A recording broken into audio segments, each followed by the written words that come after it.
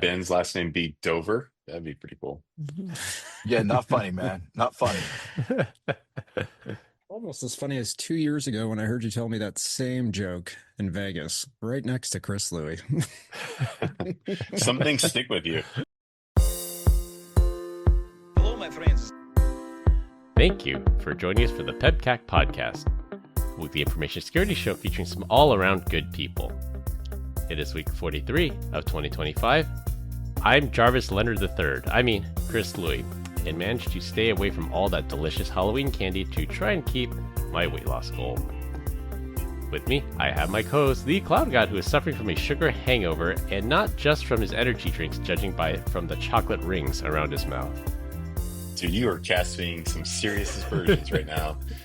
So here is number 3 of the day, and it's only 10 o'clock in the morning, so rock and roll. That's how we go. How is the weight loss journey? You're looking very boyish lately. So far, so good. I think I hit a plateau. I'm down 23 pounds, so it's that last 7 that's giving me problems. But all right. Well, we wish you good luck. Thank you. I haven't gained, and I've been maintaining, so I think that in itself is a win. We love Fat Chris Louie, but because he's so jolly, and Skinny Chris Louie is just kind of annoying. So Yeah. bring her back. Bring back the thicky Nicky. It's true. My wife did say she had a coworker. She went on like a gluten-free diet, lost a ton of weight, but no one wanted to be around her anymore because her personality totally changed. Just talking about gluten all day. Yeah. And we do not have Glenn this week due to travel schedules and him focusing all his time on acquiring as much free candy as he can. Priceless. Priorities. Our first guest this week is my good friend Benjamin Humes. He goes by Jammin. We be Jammin. Jammin works with me on the post-sales team here at Zscaler. Longtime listener, first-time caller. So welcome to the show, Jammin. Hey, thanks for having me, guys. Appreciate it. And he's the only one not on video because Lord knows why. He probably doesn't get on video for his customers either. I'll get on He video doesn't want for you to see the real candy quick. he's eating. Not the only bald Man. one on the show, Brian. Dude, look at that. Is that teak in the background? Wait, is that solid oak? What do we got going on over there? The wood This thing? frames. Yeah, the wood frames around the windows. Those are solid oak, and then the little skeleton dude up there, I don't know what they made him out of. Bones, Bone. because it's scary. Likely bones. Yep. Yeah. Very nice. See, I was just impressed at the beard that was there, not looking at the wood in the background or anything like that, but that's just me. It is a Beard little bit more envy. impressive Epic than beard. the other beards on the call. Yeah, that's for sure. So every time I trim it, it just gets shorter and shorter, more pathetic. I'm telling you. That's the intent when you trim it. Well, there's your problem. Well, the real problem is like I have to wear these collared shirts, and when I have a nice girthy beard, like it just flails up, like it just looks crazy. So I had to start taking it down. Got to put like the biker braid in. Yeah, people said the ability to say girthy on this podcast is impossible, but I nailed it. So Good job, Brian. you're And welcome. Since we have a fourth mystery voice on the podcast today, we do have the returning Ben Coral. For the first time ever, we've had 2 Bens on the show, so welcome back, Ben. Oh, 50% of the cast or characters this time have a fantastic name. It's true. We're almost outnumbered, Brian. I know it's always good to have Ben. He's one of my favorite people, that's for sure. Yeah, And maybe Jammin will get there, but it's my limited interactions. I know. And that beard envy. That's true. We'll never be able to be friends with my beard looking better than yours. I'm not that bad. So I'm the one not friending you in this scenario. You son of a gun.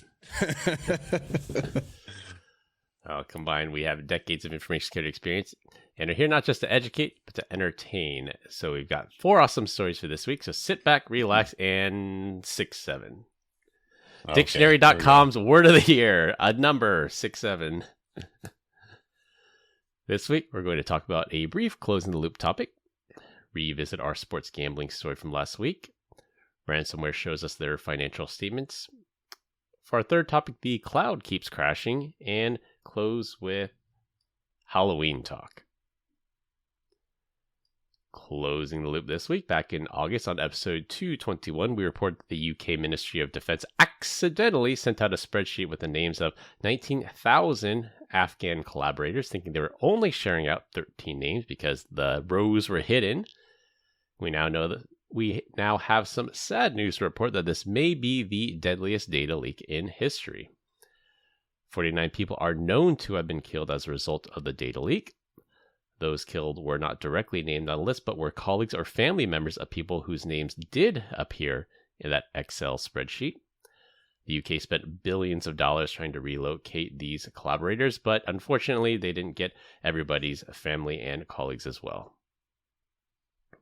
That is insane. That is so sad. And oddly enough, last week I was in Houston and I was talking to this, what I thought was a younger kid. Turns out he was a little bit older, but he was actually from Afghanistan. He was a translator. He started at 15 years old. And so we're going to have him on as a guest here pretty soon. Really interesting dude, crazy story. And he's thriving in IT. So it's kind of wild to see his progression. It's good. Well, that's a great story. Yeah, I'm glad we at least took care of the people that we did. We didn't take care of enough, but we hopefully took care of at least some of them. Yeah. Do you think there's a hit list, like even if you're outside of Afghanistan? Like they could be targeting people in the UK and US and I'm sure they're being targeted. Yeah, it's whether or not the Taliban has the reach like Mossad does, but to go beyond their borders. wow. It's like Doctors Without Borders, but doing bad things.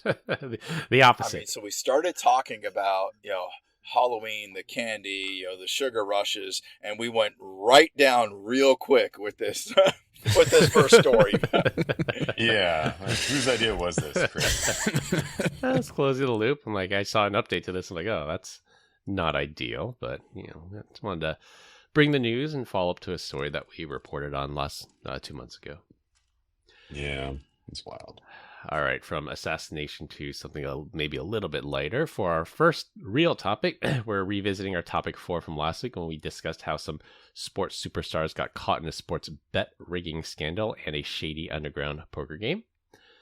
It turns out after we recorded last week's episode, it was revealed by our U.S. Department of Justice that some of the evidence that led to the indictments and arrest was provided by none other than our favorite privacy advocate and phone maker, Apple. Apparently, the people who were cheating at the poker games took pictures with their iPhone of the poker tables with the built-in X-ray machines, the modified and hacked shuffling machines, and those special glasses and playing cards that allowed them to cheat. Those pictures were uploaded to Apple's iCloud backup, and Apple provided the evidence under court order.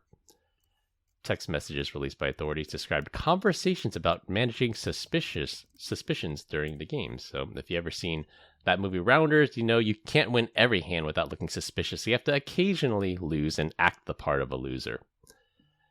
As we learned in the San Bernardino terrorism case, Apple will not unlock your phone for investigators, but they will hand over your iCloud backups if they exist. Did Jeffrey Epstein or Ghislaine Maxwell or whatever her name, did they happen to have an iCloud backup that we can look at? I don't know how their OPSEC was. Damn it. Yeah. Come on. I don't know. That's whatever. I don't care. Let's get on the Epstein files instead. No, but that's the thing. The first time I read this, I was like, did they not learn anything from Pete Rose and his gambling when he was managing the Cincinnati Reds? And for anybody who's under 40 and doesn't get that reference, one of the managers of Major League Baseball was made ineligible to be in the Hall of Fame, Baseball Hall of Fame, because he bet against his team while he was managing that team. So, sports betting, gambling, all of those things, it's just, never understood it. Yeah, Pete Rose got caught with that. That was his thing too, wasn't it? Yeah. Yes. And it wasn't until May of this year that he was eligible for the Hall of Fame. Yeah. And they let him in, right? Or did they not? Now you're asking me to remember things? I was hoping Chairman would know. He looks like a baseball guy. I am actually not a sports guy at all, but I do find this story. What gave it away? It is interesting that they were able to. As of 28. Sorry, John. No, you're good. Okay. You're good. I think it's interesting that they were able to get the data out of their iCloud backups. Should make me suspicious of how well encrypted my data is with Apple. It's very well encrypted. So I have a link in the show notes actually to Apple's official privacy policy. They actually take encryption very seriously, and it's the fact that the data is encrypted, but Apple has the keys so they can unlock it. That's the linchpin there. So if a hacker gets in and they don't have the keys, there's no way they can get it. But that's where ADP comes in, and we're not in the business of helping criminals do crime better, but if you do happen to plan on committing a crime, you might want to turn on this feature called Advanced Data Protection, where the keys only live on your devices and Apple has no access to the keys. So even under court order subpoena, NSA, nobody can get into their backups without your physical device. Yep. Pros and cons there, because if your devices are lost and stolen, then all of those keys can be lost with you as well. So you lose access to your data as well. So there's pros and cons to both of those. But like you said, not trying to help criminals out here. This is one of those things where it's like they take it very serious, right? And so forget about that backup. Philly, they do have the private key somewhere. It's probably safeguarded and whatever, but you're only, I guess, as secure as your weakest link. I think one of our friends was showing like an audit of a company's, let's say firewall policy in which someone had left over a year ago, and one of the changes that they had made had threw in like every category that should never be allowed as an allow, and it took it over a year before someone actually picked up on it.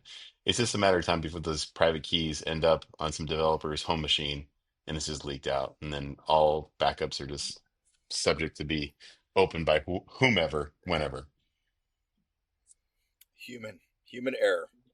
Human error. Thank you. That's and what I was hopefully trying that's to say. error and not like making things wide open intentionally. Disgruntled employees, insider. Yeah, that insider threat is very real, and so you have to plan for that. Even if you have a motivated insider threat, how do you prevent that insider threat from doing any serious damage? Does insider threat include insider stupidity? Is that a definition in there that you guys throw around over there, Ben? Does insider threat include insider stupidity? Yeah. Like the road to hell is paved with good intentions, right? So I would think that it does cover accidental things that are being done. So we're going to leave it with accidental or inadvertent things. We're not going to call it stupidity. We'll just leave it a little more vague there. Brian likes labels.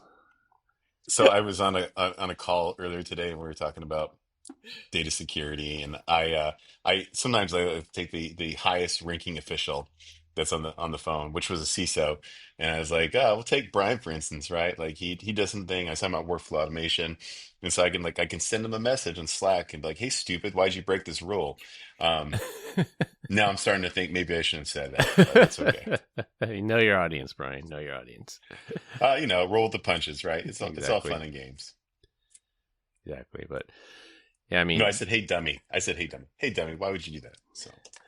Yeah, I think it's a common misconception that when you hear my data is encrypted, that it's inaccessible, and the two are not the same. That Apple has your keys. Like, if you're going to do crime, you upload these photos. And I mean, there's some idiots out there that just like upload it on TikTok or Instagram or something. Like, okay, yeah, there's not even encryption that's open to the public. Like, you're going to get nailed. But some people, for some reason, I don't know why, they took pictures of their crime evidence. Like look at me, I'm hacking the shuffle machine so that I always get double aces.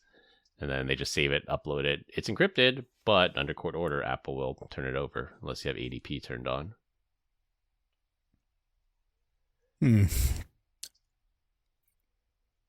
Well, I could not say I've never not taken a stupid picture of doing something stupid. So. And uploaded it to Google Photos. and let it get backed up. Yep. Who amongst us hasn't? Let he who has never done that cast the first stone. There's a Look at you, Brian. Yeah. So luckily it wasn't me, but I was in Vegas with somebody. Had And to as we bring were up walking- Vegas. Come on, man. Yeah. No. Let me guess. What happened there No. didn't stay there.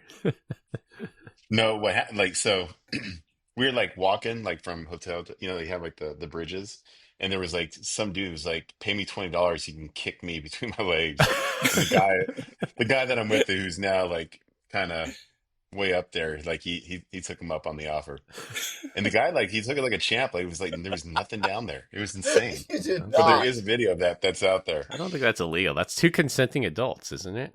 Right? Yeah, but like if there was a video of Ben kicking some dude, like that would look without context, without the entire video, it was just clipped down to just 1 second before the field goal, right? Okay. It's just like power That's in the gonna kisser. Yeah, exactly. All right. So And- since you and mentioned I Ben, like how I'm gonna Brian look for this says video that. of Ben now. Yeah. Brian says somebody else did it. He's not saying he broke out, a Benjamin of his own and said, "Here you go, bro." He's like, here, this one's I- good for I 5, did. right? So I did not pay for it, and I did not participate, but I did hold the camera. So You're an accomplice.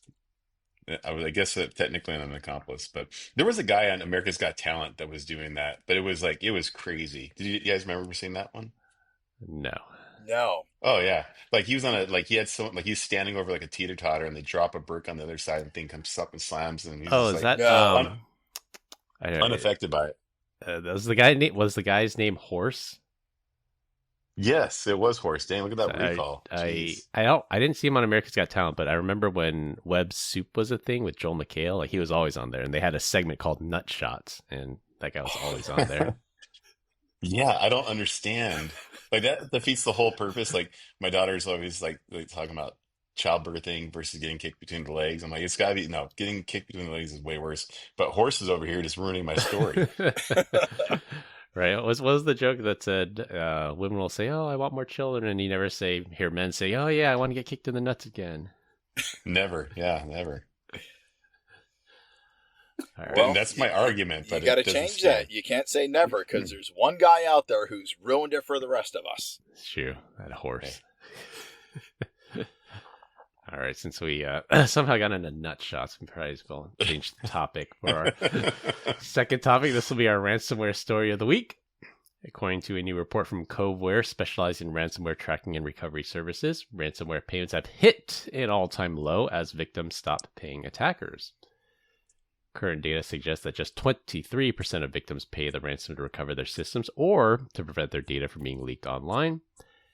In newer extortion-only attacks or encryption-less ransomware, that payment rate drops down to just 19%. For a little bit of context, this is down from a high of 83%, so more than 4 out of 5 back in 2019 paid the ransom, and today that's just a little over 1 in 5.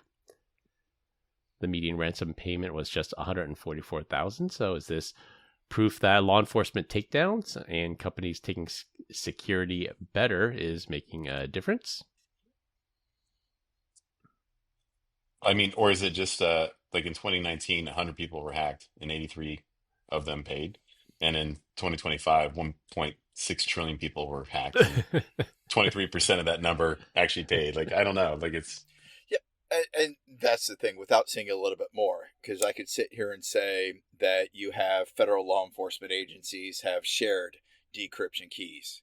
You've got stories where companies paid, but the decryption key didn't work, or they were not able to restore their main ERP database or something like that. And now that person, even if they're in a new company, isn't going to pay because like we paid last time and we didn't get our data back. There's so many other reasons why, but I look at an 83% number. That was only 6 years ago. I see that as a really high number and doubt that 83% of ransomware, extortion, all of those would have been paying. So I want to know, were those large enterprises, were those what, in order to get you those types of numbers versus the 19 or 23% now. Dude, on the real quick on the decryption key thing, there's a I don't even know if I want to say his name, but there is someone at Zscaler that was, I think, part of like Threat Labs, and that he does like a lot of the reverse engineering on malware and ransomware. And he said that he's like been able to create the decryption keys and shares it with like, federal law enforcement. And I'm just like, I look at them like, how much money do you think you've saved companies? Like Millions. compared to, yeah, like I mean, probably hundreds of millions of dollars compared to the rabbit food he gets paid. Like it's insane to be that good, to be that smart, right? And then to be compensated. Like I think when you turn over those keys, like it's just kind of an attaboy. Like I don't know that there's like a GoFundMe that says thank you for these people that do that work. It's kind of crazy. Yeah. He gets paid in karma. 1%. Yeah, Paid definitely. in karma. Yes. Yeah, karma doesn't pay the bills, guys. I don't know what to tell you. Yeah, unlike Jam in here, he creates fake decryption keys and gives companies false hope. I that they get their data. can neither confirm nor deny any of my activities outside of work on this. And he What charges is the him decryption for key? that fake key too. So he's the exact opposite of what Brian was talking about.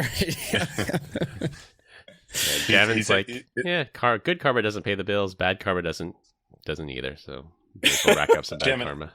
It's true. have you really created decryption keys? Have you been able to like reverse engineer and do that for someone? Me? No. Oh, okay. I was about to say, man, we're in the presence of excellence right now. I Like, had every goddamn. opportunity to lie right there. Yeah, nope. That's, did. No, that's we just wouldn't Chris fact talk. check Yeah. It is. Ooh, Chris Talk instead of TikTok. We have an idea Ooh, here. there. There you go. Next spinoff. Servers Yeah. hosted in the U.S. I love it. And some of it for the ransomware is it's weak encryption. Like there's an error in the way they implement the encryption, so it makes it easily guessable, or they have some kind of master key. And sometimes it's like vibe coding. Sometimes when people use vibe coding, they steal someone else's source code and they try to implement it themselves, change a few things here and there, but they don't really understand the crypto of it, and then they implement it wrong. And that's how we get these free or universal decryptors out of it. That's Were interesting. you with me when I was talking to him? No, I think you were at Zenith, Yeah. and I wasn't invited this year, Brian. Oh yeah. That's true. We were not invited. Only important people were invited. So Yeah, apparently. Javin and I didn't make the list. Ben was.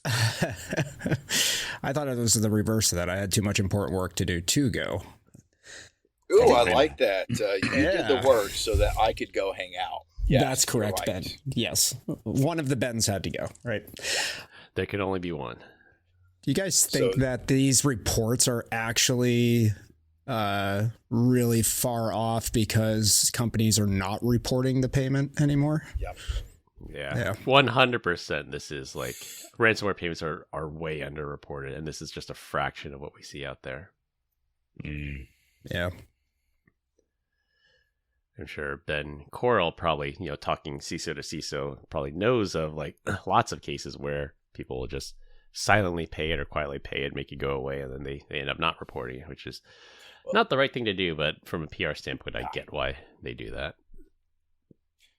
Yeah, and that again, we've gone in length on that on a couple of different discussions and everything, but that's that thing is you have to sit there and think about your reputation, how quickly you're going to restore, get back up and running, whether you have a decision where you've agreed that you would never pay.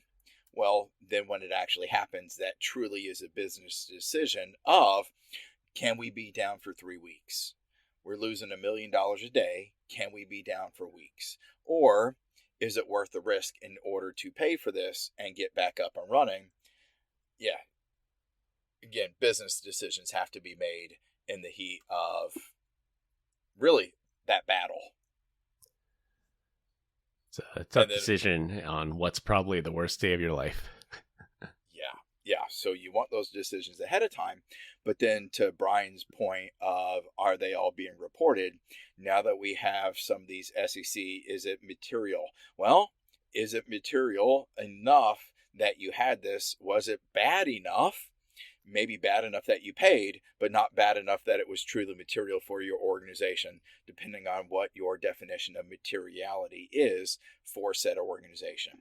Could be another reason, or even if you did fill out an 8K as is required, that you still don't say what type of cyber incident it was. So maybe it's still not being reported, even with some of the new requirements for reporting.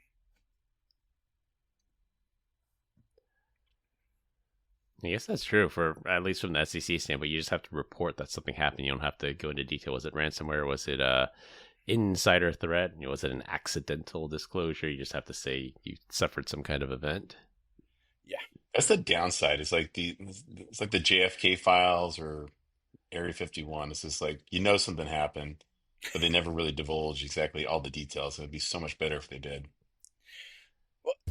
Based off these statistics, I was just curious if any of you guys knew, are these just publicly traded companies that they're reporting these statistics on, or would this be any company?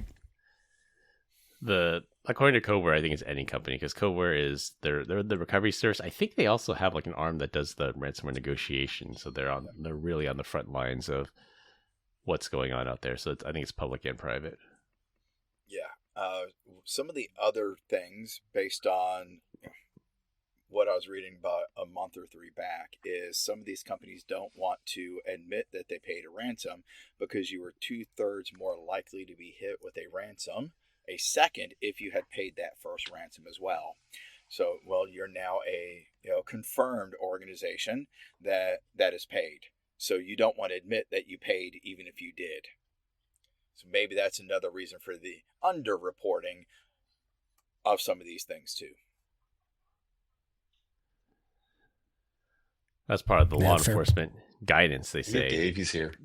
Overwhelmingly, every law enforcement agency says don't pay. Okay, number one, you're encouraging more of this to happen. Number two, there's no guarantees. Number three, you're admitting that you gave in, that you negotiate with terrorists, so to speak, and that puts a bigger target on your back. And there are countless stories I remember of organizations getting ransomware like 3 times. That they got hit once, they paid, they recovered, they got hit again. Like either they didn't evict them, or they know that they're an easy target and somebody else found another way in, and their security's not quite so tight. I feel like if I got hit with ransomware 3 times, I just give up. They're like, you know Fold what? up. It's just not even worth it. I'm not It was going a to good recover run. anymore. I'm walking out. Yep. It was a good run. It was a good run. Can you imagine if you're a CISO that had like 3 significant breaches and trying to apply for a job? Be like, are you one janitor or what are you trying to do here? I don't understand. Oh, I think Ben has a unique perspective on that one, and I'm sort of in agreement with him. Like it doesn't always fall on the CISO. Like, yes, it's a bad look, and there are I can't remember the guy's name from BP, the one that oversaw the Deepwater Horizon, and he did just fine. Like people thought he'd never work again, and he got a cushy gig doing something else. And number one, it's not always your fault. Number two, people have very short memories. Well, yeah, like if you identify the risk and report it up, then you're okay. I think that's what Ben said before, but Yeah. where there's smoke, there's fire. It keeps happening over and over again. Maybe your ability to execute and communicate that information up to the business just sucks. I was going to say maybe that's your lack of ability to influence up and down. Yeah. So you should be a consultant, not a practitioner at that point. Yeah. Cheerleader. Advisor. Cheerleader. For our third topic, it's not DNS. There's no way it's DNS. Well, it was DNS.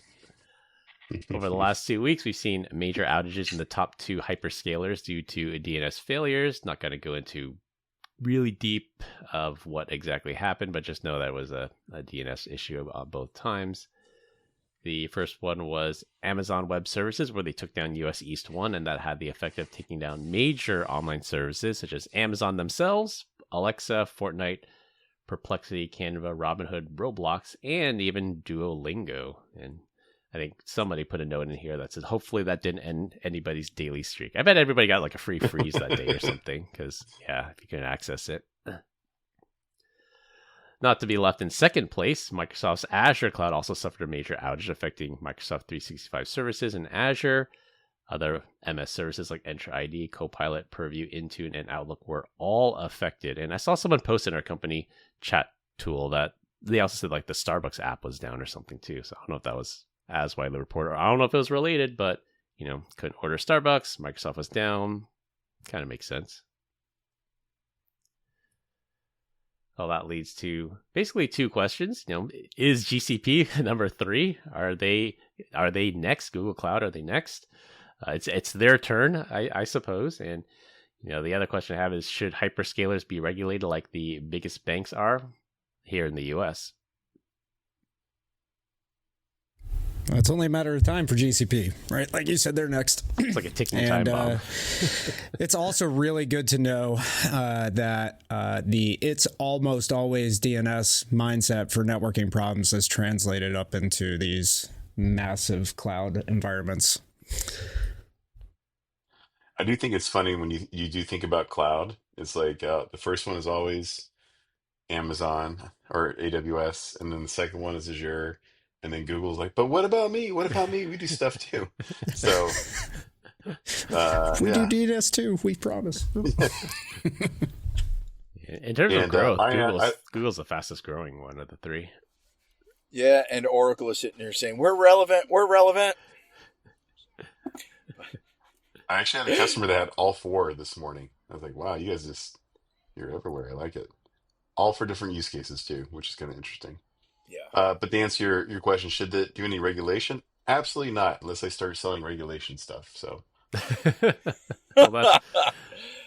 think that's. I mean, I'd say, is that like posture management? I guess it's ancillary to that. I guess configuration. It'd be more of your architecture is resilient, because here in the U.S. we have 4 systemically important banks like Citi, B of A, Chase, Wells Fargo, and they have to undergo really, really strict and thorough stress tests, because they never want 2008 to happen again. We don't want another great financial crisis. So they say, well, what happens if this happens? What happens if the unemployment rate goes to 30%? Are you got to be okay? What happens if you auto loans have a 9% default rate? What happens if they go under really, really strict stress testing? And I think the cloud should, at maybe some version of that, the cloud, what happens if US East 1 falls off the map? Everybody talks about HA, redundancy, availability zones, but as we saw in this major outage, that took out a quarter of the internet, and things didn't fail over as well as we thought they would. But I think when you talk about regulation, you're suggesting that we need to regulate these cloud providers, right? AWS, Azure, GCP, Oracle, maybe someday if they ever catch up. But what about the applications that also drive the U.S. economy that are hosted on these platforms that have been poorly implemented on these platforms? Are you suggesting that we should regulate them as well? And that's the problem. Where do you start? Where do you end? Who does the regulation? What aspects are they regulating? And I look at some of the regulations that have been passed, and they're passed by lawmakers, not by technologists. It sounds good in theory, but there's no way to technically do the things that they're regulating be done, or they're impractical, meaning you have to do these things, but there's really no value. So it's regulation for regulation's sake, instead of actually providing real meaningful improvement or reduction of risk. Yeah, you're imagine some. Good. I was gonna say, you are correct. If Amazon was called before Congress, 3 weeks ago, and they said, "Prove to us that you're redundant," on paper, everything would have looked perfect, and then somehow through I don't remember the exact RCA of why Amazon went down in DNS. They flushed the cache and all the DNS entries disappeared, something like that. It's just something, I don't know if you can prepare for that, but at the same time, Roblox or Duolingo, you shouldn't have a single point of failure. US East 1 shouldn't be your single point of failure. So to Jamin's point, it's also on the application owners to have those redundancies built in too. Right. I mean, how many customers have you talked to and they're only deployed in one region? And in worst cases, they're only deployed in one region and they only have one VPC in AWS. It's insane. And that's how they make all their money. Yeah. See, and what's the intent of passing these? And because we were talking banks and finance and other things, GLBA comes to mind. So a financial act, Financial Services Act is being passed. But is it called the Financial Services Act? No, it's called GLBA, named after the 3 senators or representatives who passed it. Graham, Leach, and Bliley. So did you care about passing regulation, or did you just want your name associated with you passing legislation or regulation? What is the intent behind it? And so I like the idea, the intent, if it's done right, done well, but I don't think we've seen it done extremely well yet. And it gets hard. Wait till you hear about my new language. Yeah, Go CBBB. Yeah, and it gets hard too because, like Ben Coral said, who writes this legislation? And to be fair, it's like I want a technologist to write it. Like Ron Wyden comes to mind. Like he knows technology and security pretty well. But I won't call anyone out, but there are much older people that don't know what a cloud is or don't know what the cloud is. They're not the ones that should be writing this. And I say we should bring in, you do this public-private thing, but I'm like, well, the 3 major hyperscalers, that's kind of like writing regulation to regulate yourself. It's like, fox in the hen house, and it gets challenging to figure out what the right balance is there. And the other risk is regulatory capture. So the top 3, right, regulations so strict that a newcomer can't even make it because the regulations are too tight.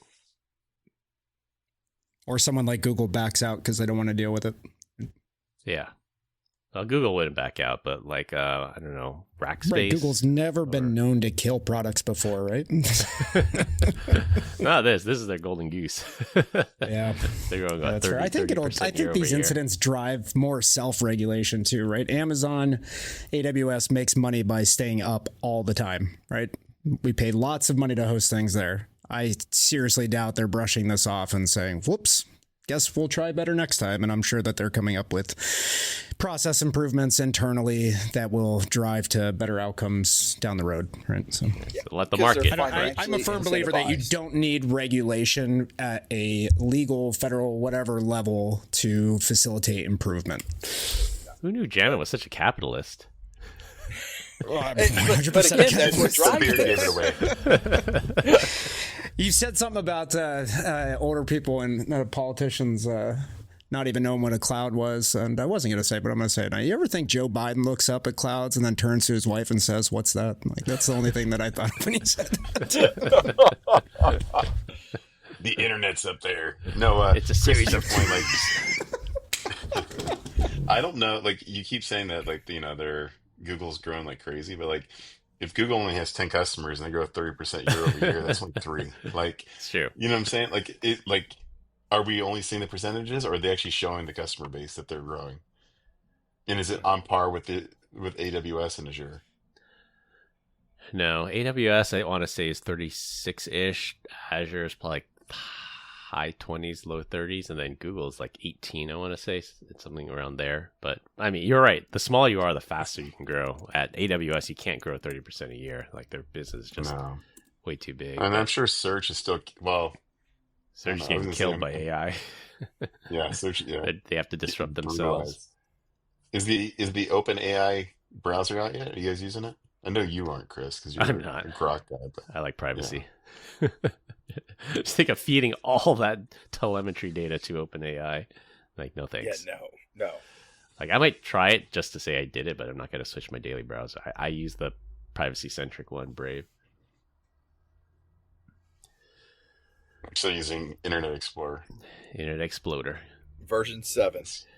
I was just going to say that. You beat me to it. It was right on the tip of my tongue, too. All right, we are coming up on time. So for our last topic, it'll be a rotating topic every week. This week, we're going to talk about your favorite Halloween pastimes. Last week was our Halloween episode, but we are recording around the actual holiday. I want to see what your fondest memories are of Halloween, like trick-or-treating, specific candies, or any urban legend horror stories that you had to live through. I'll go first. Not all at once. So I live in Pennsylvania. Really? Yeah. Oh, well, now we're all going to go all at once. Perfect. I don't know if it's specific to Halloween or not, but have any of you heard of the Gingrich murders? The Amishman who murdered his wife in front of his kids. No. Okay. Well, it's a pretty terrible story.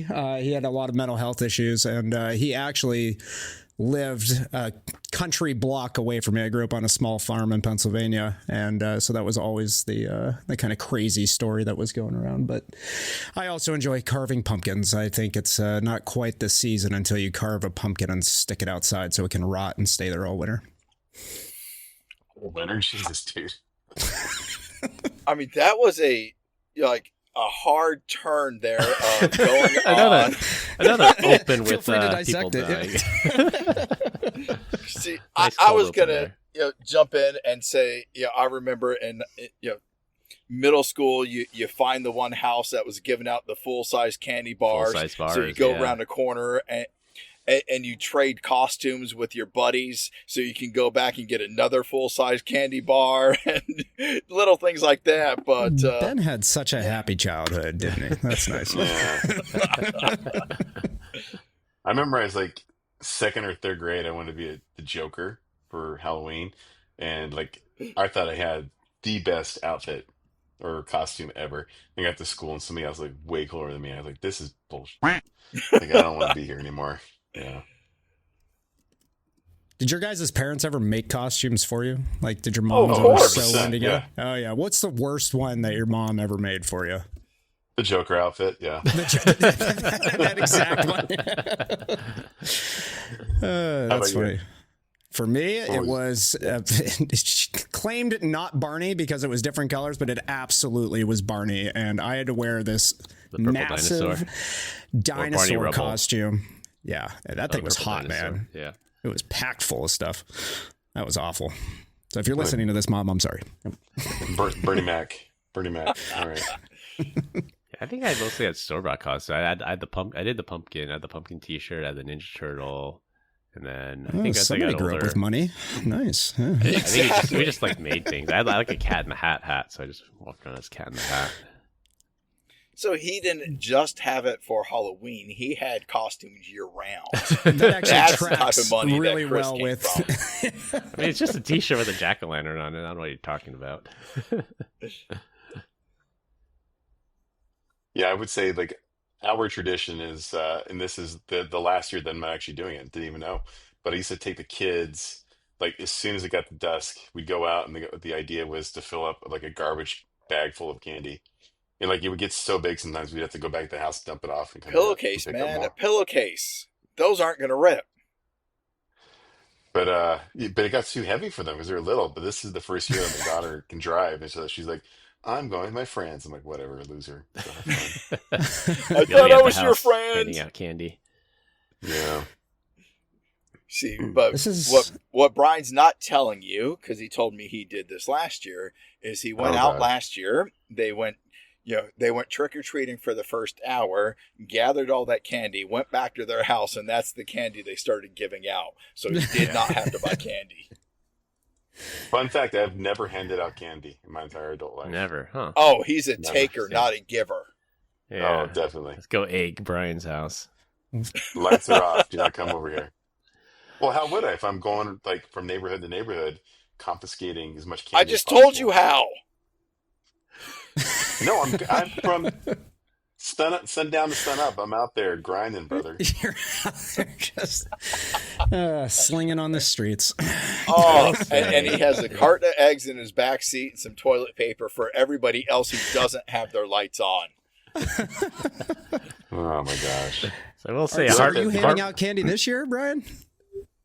No, I won't. I'm not. Oh my gosh. on the moon. This is a sad year for me. I have twin boys. They're 15, and they've decided they do not want to trick or treat this year, and they're having a Halloween party with their friends, and now I get to R.I.P. hand out candy.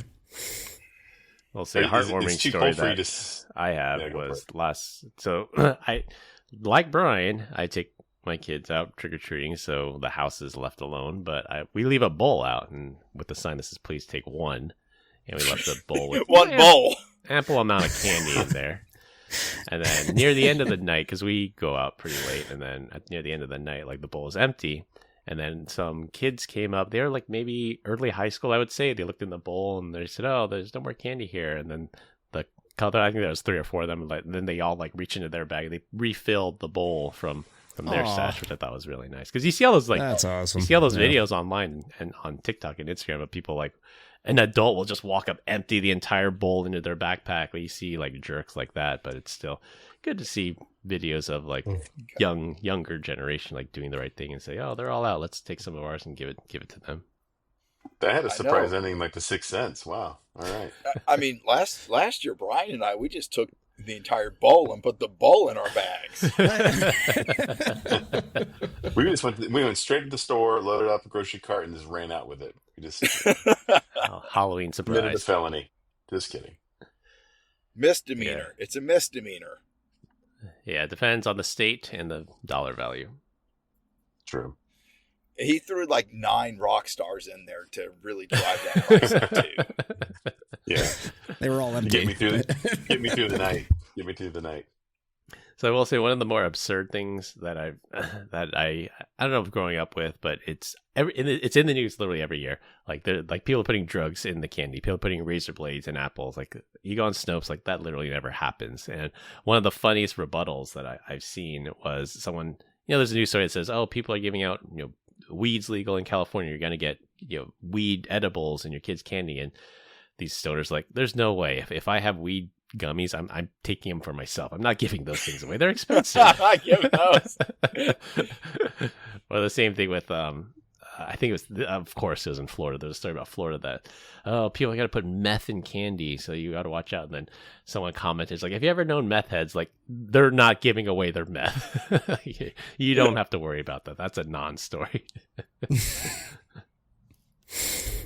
So yeah, those are some of the things. Like when I would bring my bucket home, my parents would go through it, and if there's anything like, some people would like half unwrapped, right? Yeah, like get a giant bag of M&Ms, put it in tinier bags, and they're like, "No, Oh, that, no, and yeah, someone's or messed like with that, the so no." My parents used Oh, to I do that thought you were same going to thing go too, over right? the dad tax and stuff. But I see where you're going. Oh no, that's after. You gotta make sure That's it's a real safe. thing. Yeah, You don't want to eat the taste poison test. either. Yeah, and taste testing it. Yeah.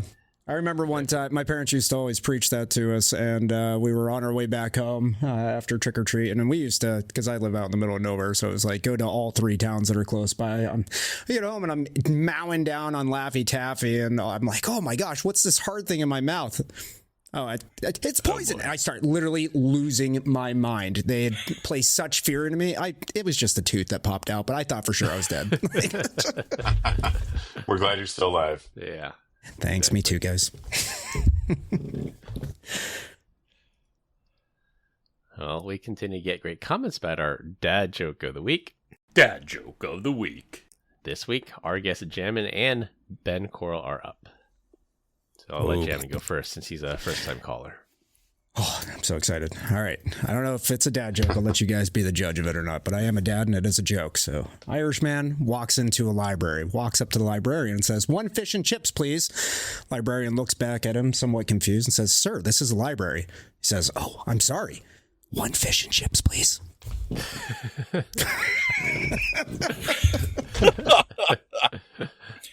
And I did come prepared with one more.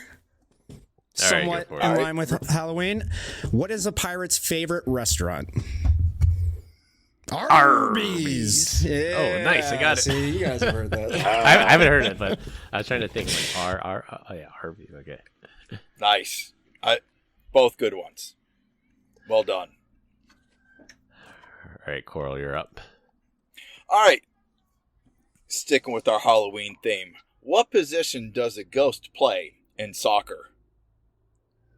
The goalie. Striker. The goalkeeper. Nice. All right. Yeah, since Brian didn't get that one, I'll let him redeem himself here. What room does the ghost not need in their house? The bathroom. Yeah, no. You're 0 for 2. The living room. It was so obvious. It was. Looking back at it. My All right. toilet humor has failed me again. I'm gonna sneak one in since Jan made a pirate joke. What's a pirate's Alright. favorite letter? Arr. You would think it's R, but it's actually the C. Oh my gosh. I hate that I like that so much. Thank you. We're here all week. Yet another surprise ending, like the Cosby Show. Wow. Oh, All right, the wrap you had things to up. end it on that. Really? iCloud backups are not off limits to law enforcement. Ransomware payment percentages, at least, are down. Have a backup cloud strategy, and we hope you had a safe Halloween. That's all I have for this week. We hope you enjoyed this week's episode. Find us all on LinkedIn. Links will be in the description. Follow us on Instagram at PEBCAK Podcast. Thank you to our listeners and subscribers. Rate us 5 stars on the iTunes Store and Spotify, and left us a review. We appreciate you all spreading the word to help grow the show.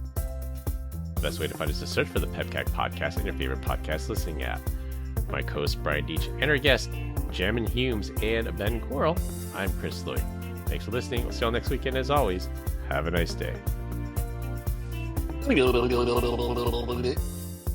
Have a nice day.